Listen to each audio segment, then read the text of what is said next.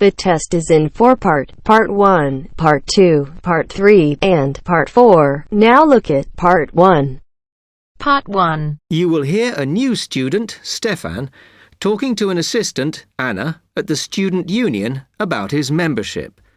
You now have 30 seconds to read questions 1 to 6. Hi, can I help you? Yeah, I hope so.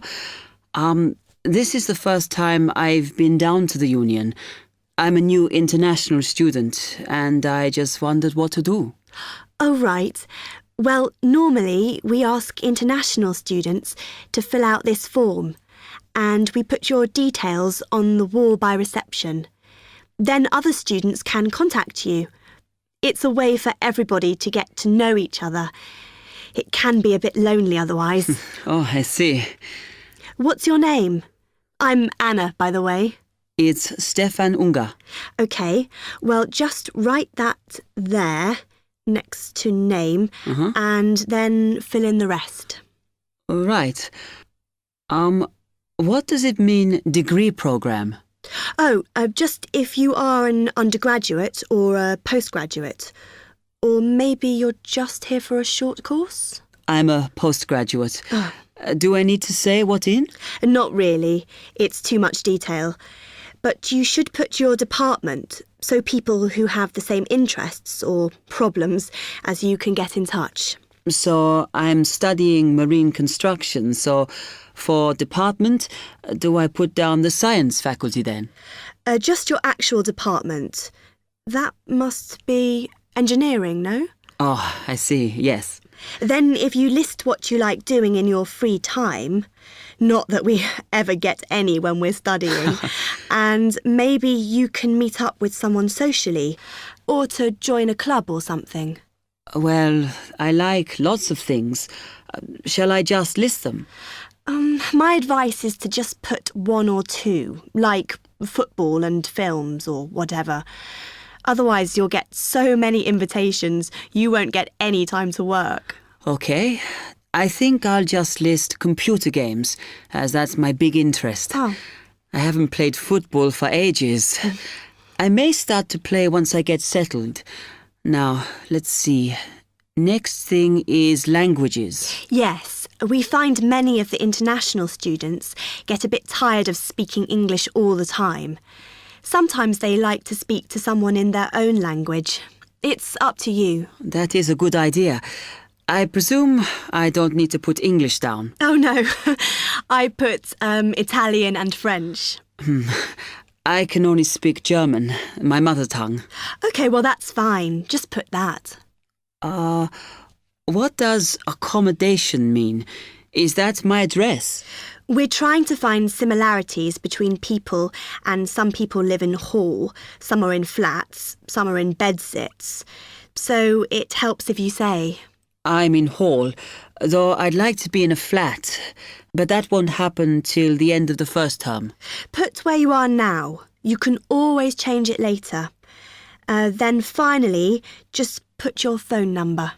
I haven't really got one. I haven't sorted out a mobile yet.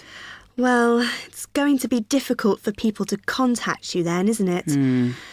Why don't you put the union one and we'll take messages for you? OK. It's 02950 659 003. Have you got that? Yes. OK then. You now have 30 seconds to read questions 7 to 10. Oh, I had a couple more questions about the services you've got here. It says there's a photocopier here. Yes. You need to get a card from the shop, and then it's available to all students in the mornings. The union uses it after 1 p.m. OK. I see also the union organises loads of events. Are they always held here in the union building? It looks big enough. If you're interested in something, you should check the poster or our website. In fact, we normally use the Round Theatre opposite the conference centre for most events, because the sound system is better. Right, I'll do that. Also, I wanted to hire a van. Can I do that through you? No. You need to present a case, really. They're not just available for hire to anyone. The president said we have to limit who is allowed to hire them. The person you need to see is the transport secretary. She's on the second floor. Okay, thanks. The other thing is, are all the discounts we get with our union card listed on the back of the card? I thought there might be more. No, that's it, I'm afraid. Mainly books, clothes and music. Though we are currently negotiating to get one on newspapers, so that should be valid from next term. Okay, thanks a lot for your help. That is the end of part 1. You now have half a minute to check your answers. Now turns to part 2. Part 2. You will hear a tour of a newly renovated health club. First, you have some time to look at questions 11 to 15. As you listen to the first part of the talk, answer questions 11 to 15. Thank you all for coming to see the new renovations to the Hartford Health Club. I know you'll be as pleased as I am to see the wonderful results of our months of hard work to improve the club and bring you the best facilities ever. We'll begin in here with the swimming pool. You'll notice the new colour of the adult pool, a lovely cool green. Now walk over here and look at the children's pool. It's the same green, but as you see, with brightly coloured sea creatures painted everywhere. Both of the pools needed painting, not only for maintenance, but I think the new colour greatly improves the atmosphere of this part of the club. Next, let's take a look at the locker rooms. Don't worry, there's no one using them just now. Doesn't it feel roomy in here? We've expanded both the men's and women's locker rooms, so now they'll be much more comfortable to use. There are bigger lockers, a good deal more room in the dressing area, and more places to store extra towels and equipment. Be careful as you walk through here. The floor's just been polished and may be a bit slippery. Let's go up to the exercise room next. Here, you'll notice a new floor. Walk on it. Doesn't that feel comfortable? It's a special material, softer than the old floor, an ideal surface for jogging and exercising. They had to move all the exercise equipment out while they were working on the floor, but don't worry, it will be brought back in before the end of today. Let's step outside now and look at the tennis courts. We haven't done a great deal here except to the equipment. We replaced all the nets and the ball throwing machine. Otherwise, everything is the same as it was before. Let's walk down this hallway, and here we are at the club store in its new location. We thought here by the entrance was a better place for it than where it used to be by the swimming pool. But it still has all the same items for sale, sports equipment and clothes in the club colours. Before you hear the rest of the talk, you have some time to look at questions 16 to 20.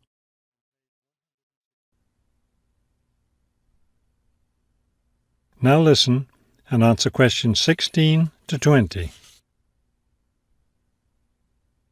We're excited about the upcoming activities and events to take place in our newly renovated club. Now that the pools are ready for use again, swimming lessons will begin tomorrow for both adults and children. If you haven't signed up yet, you can stop by the office before you leave today and put your name on the list. If you're a tennis player, you'll be interested to hear about the tennis competition coming up on Wednesday. Players from different clubs all over the region will be participating. If you'd like to watch the event, tickets are available in the office. Also, I want to be sure you all know you're invited to our club party coming up next weekend. We're celebrating the completion of the renovation work, and we have a lot to celebrate. The entire renovation project was finished in just 9 months. That's 3 months less than the 12 months we'd originally planned on. We're proud of that, and proud that we came in under budget too. Because we've had such good results with this project, we're already planning the next one. We already have 2 indoor pools, and next year we plan to install an outdoor pool right next to the tennis courts. Details of these plans will be made available to all club members soon. All right, I think we've covered just about everything. Are there any questions?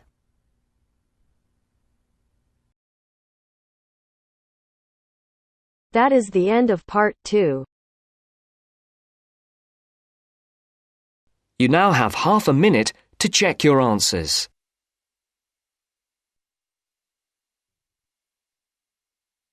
Now turns to Part 3. Part 3.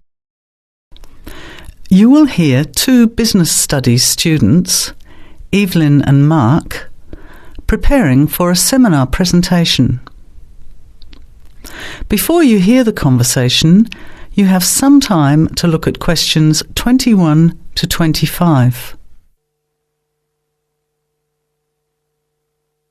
Well, I think the marketing of food would be a good topic. I read a very interesting article the other day about the Canadian food market. I suppose everybody's interested in food, even if it's trying not to eat. Why Canada? I know that's where you come from, but isn't it just all North America, really? No, that's why I thought this article was interesting. Although lots of US companies are well established in Canada, and vice versa, there are still subtle differences between the two markets. It says here, the Canadian market is definitely not a northern clone of the US. I like that. And it says that if you understand these differences, it can have a big impact on successful food marketing. So I know that Canada has a big French-speaking population in Quebec. Is this what they're referring to? Not only French and English speakers, there are many different ethnic groups in Canada. It's really quite multicultural. For example, Toronto has large Asian and Italian populations, and Vancouver's got a large Asian population too.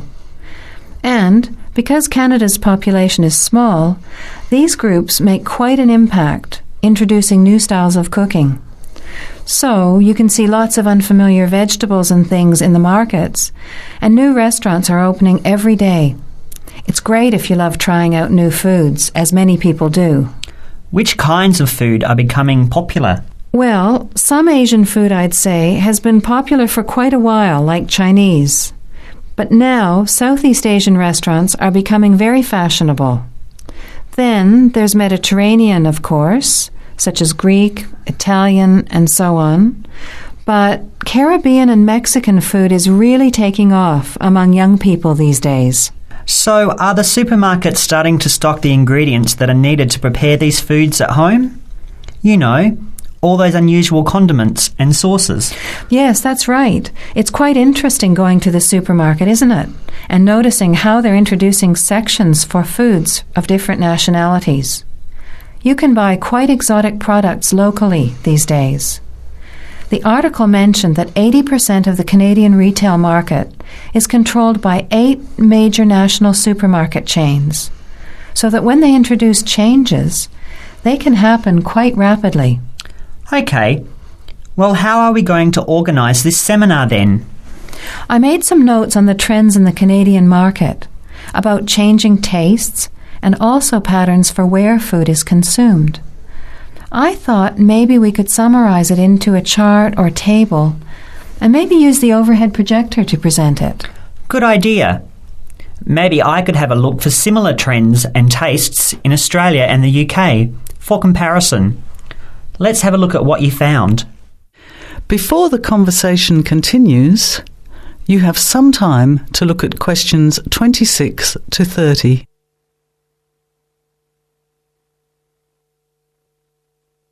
Now, as the conversation continues, answer questions 26 to 30. The most significant trend, it seemed to me, was that Canadians are definitely interested in healthy food. For example, did you know that salads are the 3rd most commonly eaten food in Canadian restaurants? Really? What about organic food then? Is that becoming more popular? Yes, it's definitely moving into the mainstream compared to a few years ago. And a recent survey showed that 4 out of 5 shoppers said that they check the fat and nutritional information on the packet when they're deciding what to buy. What other trends did you find out? There's one change I noticed straight away when I was home last year in the meat department. You know, here the meat packaging says rump steak or 4-quarter chops and so on. Well, they discovered that most consumers these days didn't know what to do with these roasts and rounds and ribs. So the government approved a new naming system for cuts of meat, which is related to the required cooking technique. What a good idea. I've never really understood the difference between sirloin, rump, round and all those names. So how many new categories are there? 8. There are 3 kinds of steak, for grilling, for marinating, and for simmering. And then there's what they call quick-serve beef, for stir-fries, I suppose. And premium oven roast, pot roast, and stewing beef. It's a great idea, isn't it? I hope it catches on here. I agree. Any other trends that you thought were significant? Well, what's really interesting is what the article called mobile meals. In other words, more and more Canadians are eating meals away from home, but not just eating more junk food. They're projecting a 40% increase in snack food sales over the next 3 years, and the growth is coming from healthy snacks. You know, the ones that have less cholesterol and fat, such as muesli bars, health food bars, and those types of products. Apparently, in the food marketing jargon, they're called nutritious portable foods, which means healthy snacks. The other major trend is that young people are doing more of the food shopping these days, so marketing has to be aimed more at them, as well as more conventionally at the mother. Thanks, Evelyn. I think we'll have an interesting discussion about these trends and the comparisons with other English-speaking countries. I'll see if I can get some information about them to compare with yours, and meet you on Friday to put it together. See you then. Bye. That is the end of part 3. You now have half a minute to check your answers. Turns to part 4. Part 4. You will hear a student giving a presentation about some ways of dealing with the problems of urbanization and city growth. First, you have some time to look at questions 31 to 40.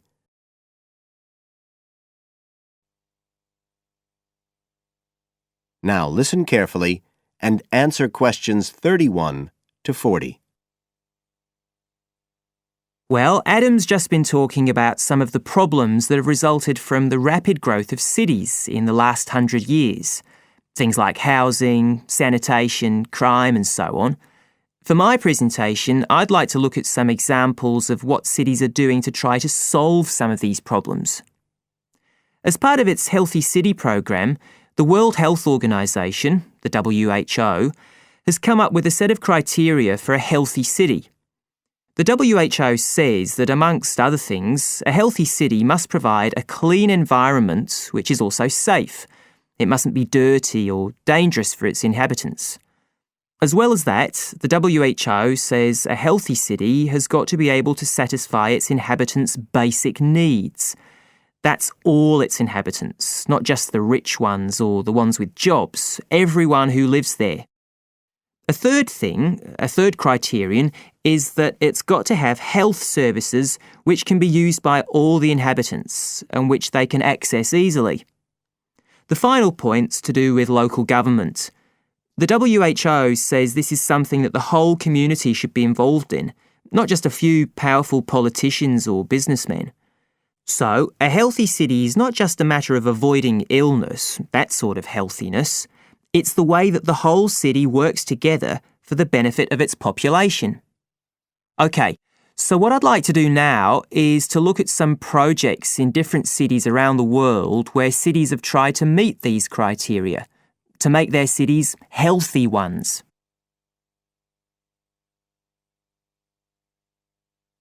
Right. The first project I'm going to discuss took place in Sri Lanka, and this project was called the Community Contract System. Its aim was to improve the places where the poorest section of the population lived, the squatter settlements. Basically, the problem was lack of infrastructure, things like drains, paths, wells for water and so on.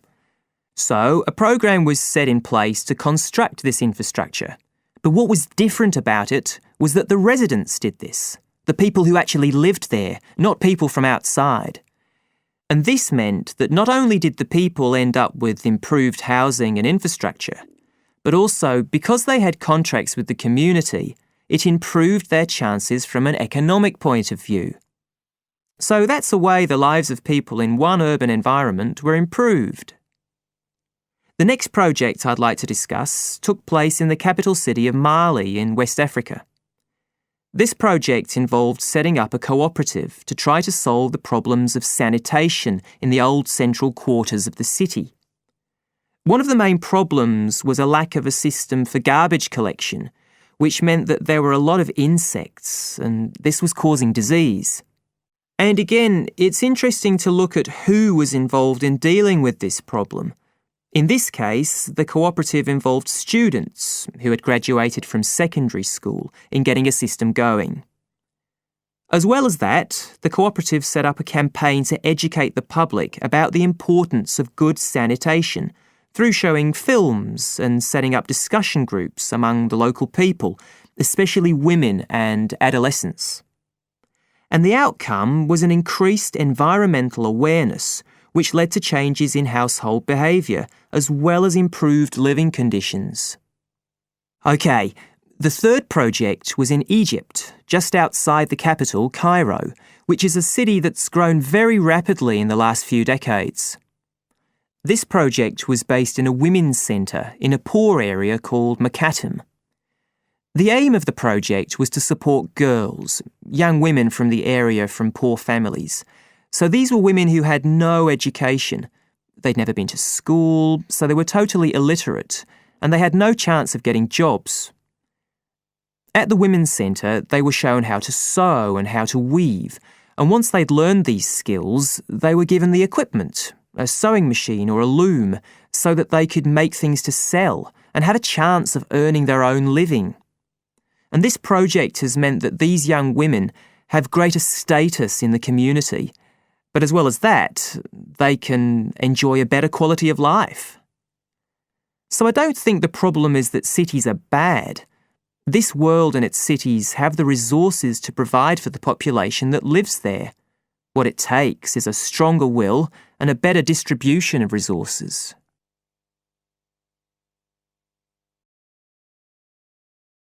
That is the end of part 4. You now have half a minute to check your answers.